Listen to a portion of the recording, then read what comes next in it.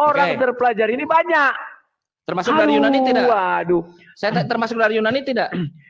Kalau kau bilang termasuk dari Yunani, aku nggak tahu. Tapi kalau kau tanya bisa. Kalau kau tanya bisa, aku bilang bisa. Aduh. Ayat itu tidak berkata. Jujurlah. Di Saya Roma 1 ini.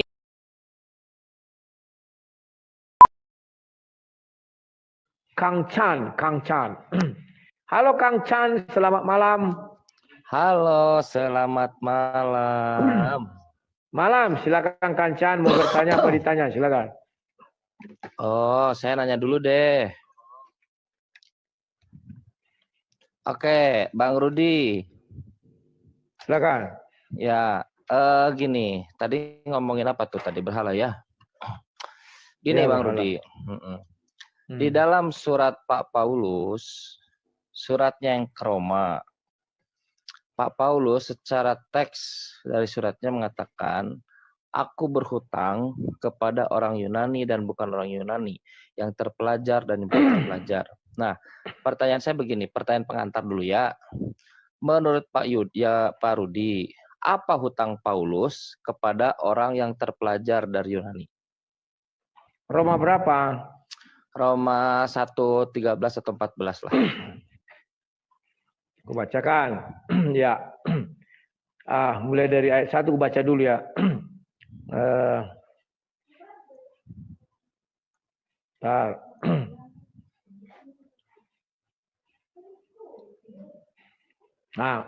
Ayat 7. Kepada kamu sekalian yang tinggal di Roma yang dikasihi Allah, yang dipanggil dan dijadikan orang-orang kudus, kasih karunia menyertai kamu dan damai sejahtera dari Allah Bapa kita dan dari Tuhan Yesus Kristus. Matikan mic-mu dulu. Pertama-tama aku mengucap syukur kepada Allahku oleh Yesus Kristus atas kamu sekalian. Sebab telah tersiar kabar tentang imanmu di seluruh dunia. Karena Allah yang kulayani dengan segenap hatiku dan dalam pemberitaan Injil anaknya adalah saksiku. Bahwa dalam doaku aku selalu mengingat kamu.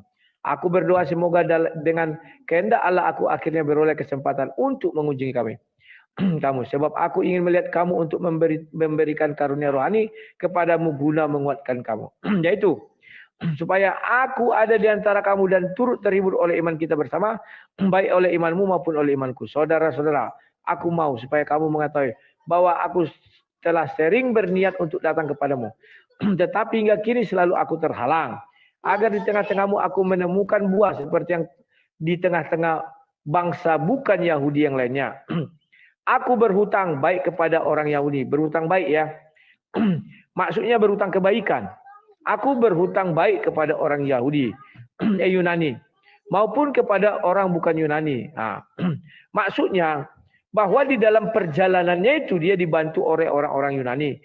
Contoh misalnya menyediakan kapal, menyediakan segala-galanya. Nanti baca aja dia. Baik kepada orang terpelajar maupun kepada orang tidak terpelajar. Kenapa demikian? Orang-orang terpelajar tidak langsung mencap si Paulus ini adalah musuh atau lawan. Kita baca nanti bahkan dia ketemu sama orang Yunani dan diangkat dia menjadi si Barnabas menjadi Zeus, dia menjadi siapa namanya? Sebelum terlalu jauh ya, Zeus. Pak Bang Rudi, sebelum terlalu jauh ya. Nah, pertanyaan satu begini, hutang baik apa yang didapatkan oleh Pak Paulus dari orang Yunani yang terpelajar? Oke, kan sudah ku jawab tadi. Apa? Hutang baik apa? Aku berhutang baik kepada orang Yunani. Bahwa orang Yunani yang menyeberangkan dia dari pulau ke pulau kapal ya. Dan maupun kepada orang bukan Yunani, bukan hanya sebentar dulu dong. Keledai itu bagaimanapun tetap keledai. Kalau bertanya selalu mau nyerocos. Di sini tidak bisa. Di sini adalah apologet mempertahankan iman. Maka kalau kau bertanya aku menjawab, jangan kau potong. Matikan dulu mic-mu. Kalau tidak ku kick. Karena aku tidak butuh. Matikan mic, tolong Kang Chan. Biar enak kita diskusi. Boleh. Ya. Ingat ya, di tempat saya ini tidak boleh orang berbicara sekali dua. Harus satu, sabar. Aku berutang baik kepada orang Yunani. Apakah dia punya berutang apa? Utang baik, kebaikan. Kebaikan apa? Orang Yunani lah yang menolong pelayaran daripada Paulus. Ya, nanti ku jelaskan. Maupun kepada bukan orang Yunani, ternyata bukan orang Yunani pun menolong dia dalam pemberitaan Injil. Baik kepada orang terpelajar maupun bukan orang tidak terpelajar. Maksudnya orang terpelajar itu bukan dari Yunani saja. Tidak ada dibilangnya orang terpelajar itu dari Yunani. Tetapi dibilangnya baik kepada orang terpelajar maupun orang tidak terpelajar. Sekarang kutunjukkan bagaimana dia di apa ya. Mulai dari Kisah Para Rasul 14 ayat 12. Ya, ntar. Mulai dari Kisah Para Rasul 14 itu ya. Itulah pertama sekali Rasul Paulus menuju Yunani. Ya, ntar. Di Ikonium pun kedua rasul itu masuk ke rumah ibadah Yahudi lalu mengajar semua hingga seluruh orang Yunani dan orang Yahudi dan orang Yunani menjadi percaya. Paham ya? Disitulah di Kisah Para Rasul 14 itulah dia mulai bertemu orang Yunani. Paham? Dan bacalah ayat itu semuanya apa yang dilakukan dia. Silakan. Itu gini, di mana di situ satu gini, dari Roma ke Kisah Para Rasul. Tapi oke lah saya ikut ini ya. Nah sekarang di situ di mana bantuannya orang Yunani Pak Rudi? Satu di Kisah Para Rasul 14-12 itu nomor 1 ya. Yang kedua yang saya tanya itu spesifik. Apa yang dihutangi, dapat apa Pak Paulus ini karena berhutang kan dia kan? Teksnya bilang begitu, berhutang. Dia dapat apa dari orang-orang Yunani yang terpelajar?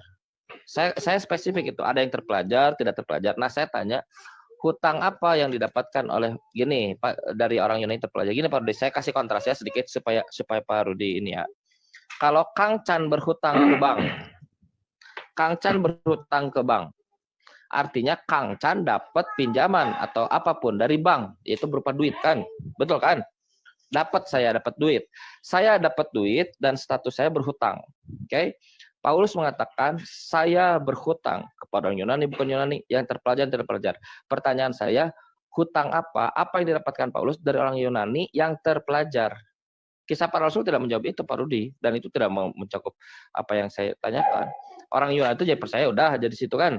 Nah, pertanyaan saya, berhutang apa Paulus dari orang Yunani terpelajar? Silakan Pak Rudi. Fokus di situ Pak Rudi. Oke. Siap. Kisah Para Rasul 14, kau malas membaca, maka kau bilang tidak ada, aku bacakan. Ya, jadi bilang tadi sejumlah besar orang Yahudi dan orang Yunani menjadi percaya. Setelah itu apa? Matikan mikmu. Tetapi orang-orang Yahudi yang menolak pemberitaan mereka memanaskan hati orang-orang yang tidak mengenal Tuhan. Jadi hutang budi dia, orang yang menolak itu adalah orang-orang baik yang terpelajar maupun tidak terpelajar, kan begitu. Apa dibilangnya sini? Memanaskan hati orang-orang yang tidak mengenal Allah dan membuat mereka gusar terhadap saudara-saudara itu. Jadi ada orang yang memanasi, tetapi ada juga orang yang membela mereka. Hutang di situ bukan hutang uang. Jangan selalu mengira hutang itu adalah hutang, karena tidak dibilang situ uang, tapi bilang hutang kebaikan. Ya, aku memiliki hutang kebaikan atau hutang baik kepada orang Yunani maupun bukan orang Yunani. Ayat 3. Paulus dan Barnabas tinggal beberapa waktu lamanya di situ. Mereka mengajar dengan berani karena mereka percaya kepada Tuhan dan Tuhan menguatkan berita tentang kasih karunia-Nya dengan menurunkan kepada mereka kuasa untuk mengadakan tanda-tanda dan mujizat. Tetapi orang banyak di kota itu terbelah menjadi dua. Nah, ini dia yang menolong dia itu. Yang pro kepada mereka itu yang menolong dia. Makanya dia bilang aku berhutang. Ada yang memihak kepada orang Yahudi, ada pula yang memihak kepada kedua rasul itu.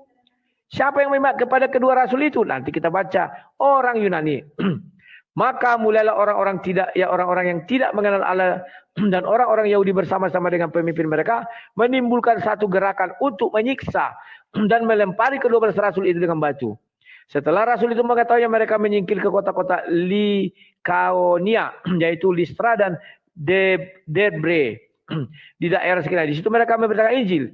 Di Listra ada seorang yang duduk saja karena lemah kakinya lumpuh. Nah, ini bercerita, tunggu ya sebentar. Sabar. Nah, ketika orang banyak melihat apa yang telah dibuat Paulus, mereka itu berseru dalam bahasa Likaonia. Dewa-dewa telah turun di tengah-tengah kita dalam rupa manusia. Barnabas mereka sebut Zeus dan Paulus mereka sebut Hermes. Karena ia yang berbicara, maka data itulah ya. Jadi mereka di situ diselamatkan oleh orang Yunani dari fitnah oleh orang-orang Yahudi. Makanya dibilang aku berhutang baik kepada orang Yunani maupun bukan orang Yunani. Silakan. Oke. Sip, mantap.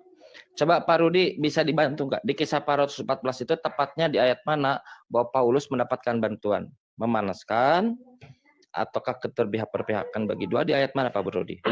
Saya sedang di depan ayatnya sekarang. Tolong tunjukkan di mana di situ mendapatkan bantuan dari orang Yunani yang terpelajar. Karena saya bertanya terkait dengan orang Yunani yang terpelajar. Ingat, ya. Pak Rudi ingat, predikat terpelajar diangkat oleh Pak Paulus dalam suratnya ke Roma. Predikat terpelajar.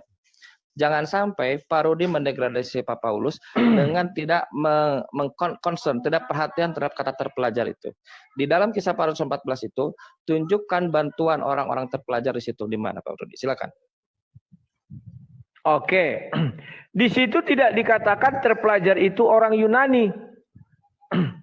Tetapi ada orang terpelajar dan bukan orang kok ketawa. Baca aja ayat itu. Ada nggak dikatakan orang Yunani terpelajar? Nggak ada. Jadi Paulus banyak Saya bacain ya. Roma 1 sebentar. Supaya kita dalam frekuensi yang sama ya. Silakan. Roma 1 pasal berapa ya? 13 ya. 14 ya. Aku berhutang baik kepada orang Yahudi. Yunani. Ya kita bicara tentang Yunani maupun kepada orang yang bukan Yunani. Oke ya? Poin itu. Baik kepada orang yang terpelajar maupun kepada orang yang tidak terpelajar. Berarti ada orang Yunani yang terpelajar kan? Masuk. Itu di atas siapa? Itu tafsir kau yang keliru. Kalau kau di dalam ilmu hukum sudah keliru kau. Orang yang terpelajar itu yang dari mana saya tanya di Barudi? Berdasarkan berdasarkan statement Pak Paulus itu, orang terpelajar itu dari mana?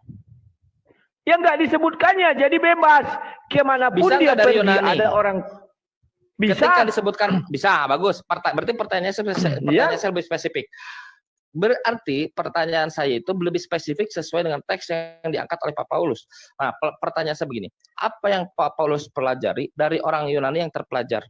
Kan itu umum tuh, menurut Pak Rudi. Kayak pertanyaan saya, apa yang Pak Paulus pelajari dari orang Yunani yang terpelajar? Nggak ada urusan dengan kisah Rasul nomor 14. Silakan Pak Rudi.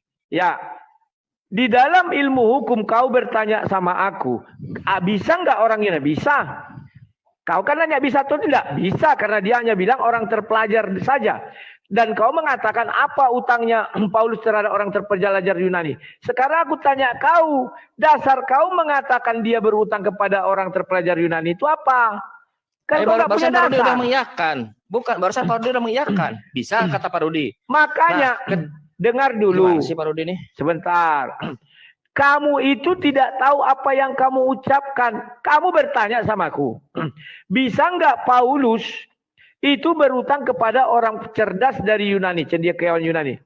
Aku jawab bisa. Jawabnya bisa. Kenapa jawabnya bisa? Karena dibilang di situ dia berutang kepada orang cerdas.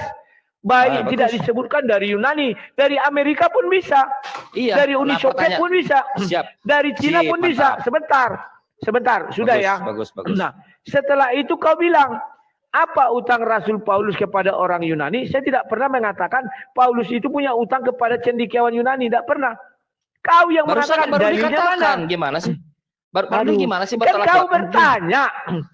Inilah ciri-ciri. Gini, Pak Rudi, sorry saya interupsi. Pak Rudi barusan mengatakan begini, sorry ya. Pak Rudi itu berkontradiksi dengan Pak Rudi sendiri. Kan gini, Paulus lebih umum tuh dia. Kalau saya kasih kontras, berarti belajar kepada orang Amerika, orang Spanyol, orang Indonesia, bahkan kalau perlu dikasih luas aja. Nah, ada orang Yunani juga. Karena umum kata Pak Rudi, dan Pak Rudi mengiyakan bisa, iya. Bahkan teksnya di situ dikatakan orang Yunani dan terpelajar, bisa, oke. Nah, pertanyaan saya spesifik. Saya tidak tanya apa yang Paulus pelajari dari orang Yahudi, tidak. Saya tidak tanya Paulus belajar dari orang Amerika, tidak. Saya tanya Paulus belajar apa dari orang terpelajar dari Yunani, kan bisa di situ kan. Nah itu pertanyaan saya. Oke. Apa yang dipelajari Paulus dari orang terpelajar Yunani? Silakan Pak Rudi. Silakan. Matikan mic-mu. Ya silakan. Inilah cerminan orang-orang yang tidak tahu apa yang dia ucapkan. Matikan mikmu, karena suara napasmu gak enak. Inilah ciri-ciri orang yang tidak tahu apa yang dia ucapkan. Dia kan bertanya sama aku, bisa nggak? Kan bisa nggak katanya? Bisa. Kan aku jawab bisa. Tetapi kalau dia bertanya misalnya, ada nggak Paulus menerima kebaikan dari cendekiawan Yunani? Aku bilang aku nggak tahu. Kalau dia bilang bisa nggak? Ya kan bisa. Arti bisa ini dapat. Aku pun bisa menerima kebaikan dari semua orang. Termasuk orang Cina, orang Arab, orang India, orang semuanya. Tapi ketika ditanya, apa kebaikan yang kau terima dari India? Nggak ada. Karena aku nggak punya dasar. Itu Paulus bilang, aku berhutang. Sudah dia sudah berhutang. Sudah dapat sesuatu dari orang terpelajar Yunani. Kau pandai nggak bahasa Indonesia? Ayat itu berkata dia berhutang kepada orang Yunani maupun orang bukan Yunani. Ya, baik. Lanjutkan. Setelah itu dia berhutang kepada kaum terpelajar tidak dikatakannya dari Yunani, tidak dikatakannya dari Yahudi, tidak dikatakannya dari Amerika, tetapi orang terpelajar. Orang terpelajar ini banyak. Termasuk dari Yunani tidak? Waduh. Saya termasuk dari Yunani tidak? Kalau kau bilang termasuk dari Yunani, aku nggak tahu. Tapi kalau kau tanya bisa. Kalau kau tanya bisa, aku bilang bisa. Aduh. Ayat itu tidak berkata. Jujurlah. Di Roma 1 ini Paulus mau ke Roma. Dia tertahan. Yang ada orang Yahudi ada di sana. Nah, yang konteks Paulus di situ dia berbicara objeknya itu orang Yahudi ada di sana. Bahkan di ayat selanjutnya itulah sebabnya saya harus memberitakan Injil kepadamu baik kepada orang Yahudi dan Yunani. Kan begitu. Jadi di situ sebentar di dalam peristiwa itu yang ada orang Yahudi dan Yunani. Kalau dikatakan baik orang terpelajar, kalau Parudi jujur harusnya orang Yunani di situ. Kita tidak sedang membicarakan sesuatu yang umum ke Amerika. Oke? Nah, kalau Parudi tidak tahu, bagaimana Parudi tidak tahu di tengah-tengah teks yang ada di depan Anda? Gimana Parudi ini? Dengar baik-baik, sebentar. Dengar baik-baik, matikan mikmu. Kaulah orang yang tidak mengerti bahasa Indonesia. Aku baca sekali. Aku berhutang, matikan mikmu. Aku berhutang baik kepada orang Yunani, berarti dia punya hutang kepada Yunani. Maupun kepada orang bukannya Yunani, berarti kepada orang bukannya Yunani itu luas. Orang India, orang Cina, kalau ada silakan. Kemudian apa? Sudah baik kepada orang terpelajar. Ada nggak disebutkannya orang terpelajar ini orang Yunani atau bukan orang Yunani? Kan ada. Penting orang terpelajar. Baru maupun kepada orang tidak terpelajar. Gitu aja kok susah sih kau ngerti bahasa Indonesia? Makanya ketika kau bilang apa utangnya kepada orang Yunani, aku tanya dasar kau mengatakan dia punya utang kepada Yunani apa? Kan ada. Oke ya, sip ya, bagus. Jadi gini, kan kita di situ punya dua pilihan tuh, dua opsi. Opsi pertama adalah kita ngikutin kalimatnya. Bahwa kalimatnya kata Yunani dan orang bukan Yunani, Yunaninya tuh ada tuh. Orang terpelajar dan bukan orang terpelajar itu diangkat oleh Pak Paulus. Kita bayangkan Paulus nulis itu gitu. Nah, jadi predikat orang terpelajar itu opsi pertama adalah masuk Yunani di situ. Kayak itu opsi pertama nih. Kalau saya mau ikutin jawaban Pak Parudi ya. Opsi kedua adalah ini lebih luas tidak disebutkan Kang Chan. Oke, kita lebih luas. Lalu saya tanya ke Parudi, Parudi bisa nggak di situ yang orang terpelajar karena lebih luas? Paulus itu dia mendapatkan berhutang kepada orang terpelajar Yunani. Kata Parudi bisa. Oke, kalau bisa dan ada statement di situ, pertanyaannya apa hutang apa Pak Paulus kepada orang terpelajar dari Yunani? Kan ini udah umum nih, Yunani masuk situ, oke kan? Kalau umum saya bisa tanya gini, Pak Rudi, apa hutang Paulus kepada orang Yahudi? Pak Rudi, apa hutang Paulus kepada orang Amerika? Pak Rudi, apa hutang Paulus terhadap orang Spanyol? Tapi saya hanya bertanya, Pak Rudi, apa hutang Paulus terhadap orang terpelajar dari Yunani? Iya kan? Masa Anda nggak ngerti begituan? Bahkan kalau Anda baca bahkan kalau Anda baca teksnya, lihat, aku dan baca titik komanya bahkan, aku berhutang baik kepada orang Yunani maupun kepada orang bukan Yunani, baik kepada orang terpelajar maupun kepada orang bukan terpelajar. Ada di situ. Oke, aku jelaskan. Aku buat perumpamaan contoh. Boleh. Bisa nggak Kang Chan makan durian? Kang Chan jawab, bisa. Nah, bisa nggak durian Belanda? Di mana Kang Chan makan? Kan lain. Gimana pertanyaan sih? Nggak nyambung itu. Gimana ulangnya pertanyaannya Kok gimana? nggak nyambung? Bisa Misalnya, nggak durian Belanda Kang Chan makan? Gimana Anda ini bertanya ini? Oke, Coba. Aku nanya, bisa nggak Kang Chan makan durian? Bisa. Kan bisa kan? Bisa. Terus aku tanya, Kang Chan, durian Belanda harganya 5.000 nggak? Kan nggak tahu aku, bukan itu yang aku makan. Kok nanya bisa apa enggak? Apa Anda ini? Paham nggak? Anda ngasih analogi gimana? Apa? Bisa nggak Kang Chan makan durian? Oke. Bisa. Itu kapabilitas. Kalau harga itu bukan Ya. kapabilitas, itu informasi itu namanya. Iya sama. Sebentar. Matikan mikmu. Oke. Coba analoginya agak nyambung. Saya kasih kesempatan sekali lagi ya. Analogi ya.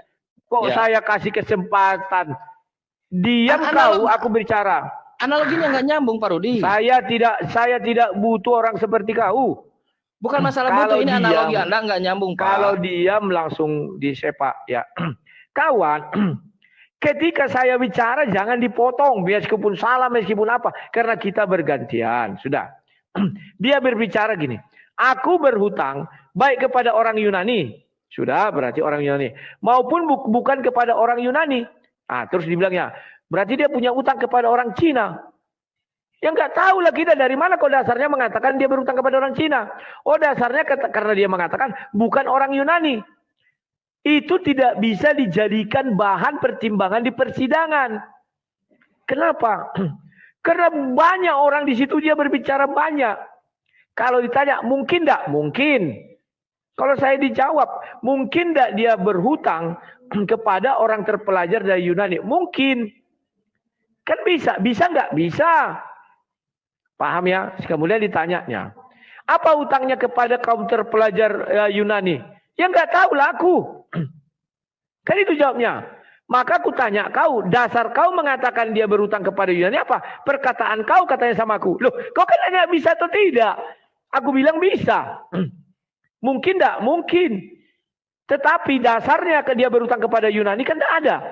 Tapi dasarnya aku bicara mungkin karena dia bilang dia berutang kepada kaum terpelajar. Kaum terpelajar ini berasal dari berbagai dunia. Kan tidak disebutkan orang Cina, orang enggak disebutkannya. Mungkin enggak atau bisa enggak dia berutang kepada kaum terpelajar Yunani? Bisa.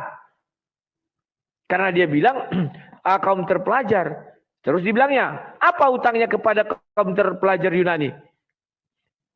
Tahu enggak kalian? Aku akan bertanya, dasar kau mengatakan dia punya hutang kepada kaum terpelajar Yunani apa? Siapa mendalilkan, dia membuktikan. Kalau hanya bisa atau tidak, dasarku itu karena dia memberikan baik kepada orang terpelajar maupun kepada orang tidak terpelajar. Tidak disebutkan dari mana. Aduh. Kapal cerdas, keledai sampai kapanpun tetap keledai. Karena kepala sering dibuat lebih rendah dari pantat. Sehingga isi kepalanya kotoran. Aduh. Paham ya? Bisa gini misalnya. Aku berhutang kepada misalnya baik para pendebat maupun tidak pendebat. Kan begitu. Sudah. Tiba-tiba aku bilang lagi. Aku berhutang kepada kaum terpelajar. Terpelajar itu, udahlah itu yang gampang. Yunani dan orang Yunani, bukan Yunani kan. Berarti orang Yunani ya bangsa Yunani. Orang bukan Yunani, kalau kita buat yang lewat seluruh dunia. Di luar Yunani itu seluruh dunia. Maka dia bertanya, bisa enggak Rasul Paulus berhutang kepada orang Cina? Bisa. Karena dibilangnya bisa nggak? Bisa aja. Karena dia bercerita bukan orang Yunani. Dasarmu mana? Bukan orang Yunani. Nah sekarang dia tanya. Ada nggak apa utang Rasul Paulus kepada kaum cendekiawan Cina? Sudah muncul permasalahan baru. Namanya cendekiawan. Paham ya? Dan ditambahkan dengan Cina tadi. Berarti saya bertanya. Dasar kau mengatakan dia punya apa namanya itu? Punya utang kepada cendekiawan Cina mana? Ya pernyataan kau kan ya. Masa jadi pernyataanku dibuatnya dasar? Harusnya pernyataan Paulus lah ya karena kita ingin membuktikan Paulus ini punya utang. Kan siapa mendalilkan itu yang membuktikan. Paham nggak kalian ya? Nggak paham. Di pengadilan itu sudah ditolak itu kawan. Disuruh diusir itu. Ngotot kali kau katanya.